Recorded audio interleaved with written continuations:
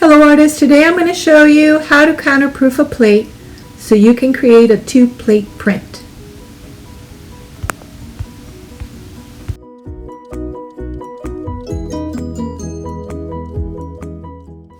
After you cut the first plate, you will need to ink it so that you can pull a print from it. Instead of printing your plate on dry paper, you will want to use paper that you have wet in the sink and dabbed dry. You can see from my example here that the paper is moist, and then I'm going to press it and it pulls off my ink completely.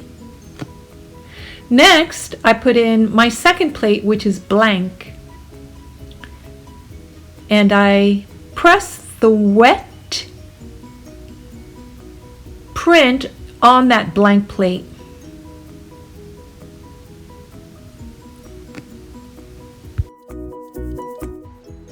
What I get at that point is a ghost of my print.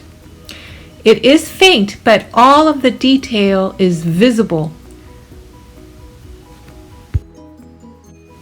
I can then come in with my Sharpie and draw on that ghost all of the shapes that I plan to keep and those that I plan to cut away on my second plate.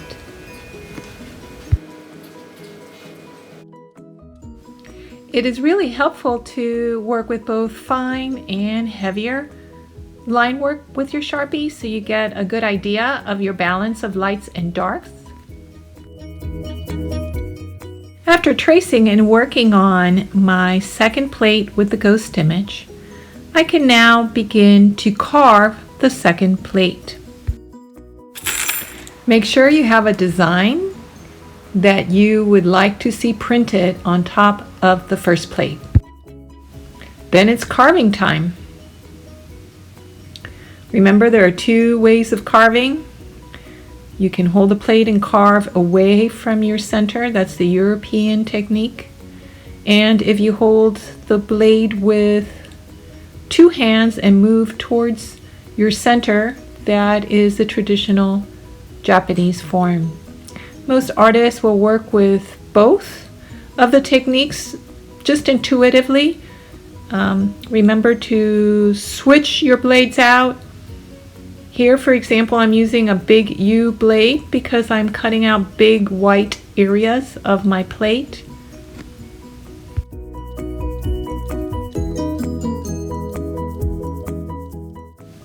A smaller but still fairly wide V blade will let me create fat lines and is very good for rectifying the outlines of forms.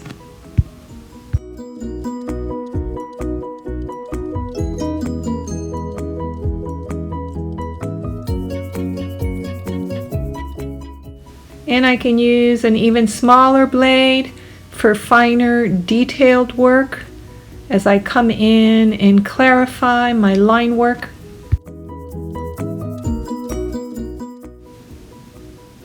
When it comes to the edges of my plate, I often like to leave a little bit of a frame.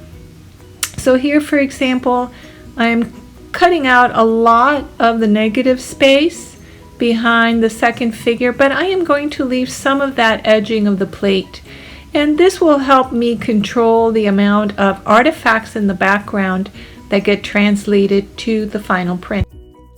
When you're done carving, it's good to use a brush to get rid of bits that are hanging in. It'll also help you see more clearly where you still need to make some more cuts, because debris tends to obliterate our clear understanding of our image. Brushing helped me see that there were still a lot of parts of the second figure that needed clarification and cleaning up. And so I will be coming in with a variety of blades to clean those edges.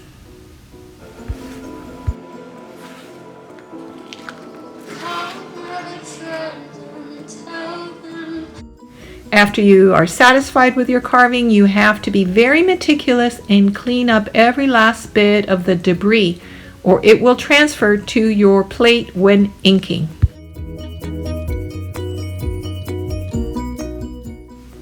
Now you can see both plates side by side, and you will see that by counterproofing I was able to place the face in exactly the same place on the second plate.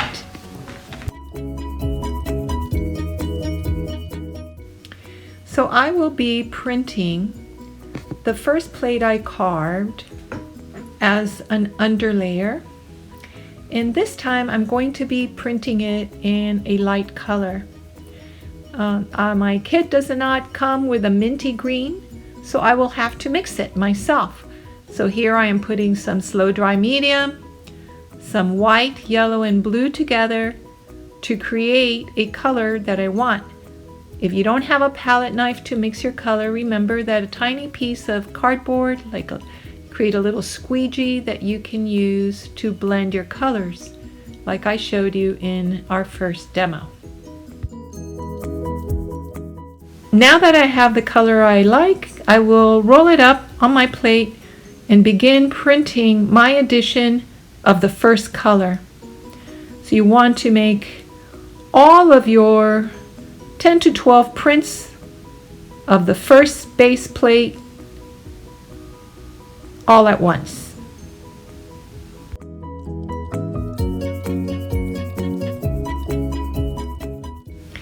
When you have finished pulling the last of your experiments and of your base plate, you can clean up your ink. Make sure you also wash your brayer and dry them both before you begin with the second color. You need to start with a clean ink slab and with a clean brayer for the second plate. This time I'm going to use black ink. I think it'll look good against that minty green. And so you will again roll up your plate like usual, and this time you will print on top of the base color. If you have created a nice matrix like I did, then your prints will automatically register correctly. Here you can see what the two colors look like, one on top of the other. And now we can see how the first print became our second project.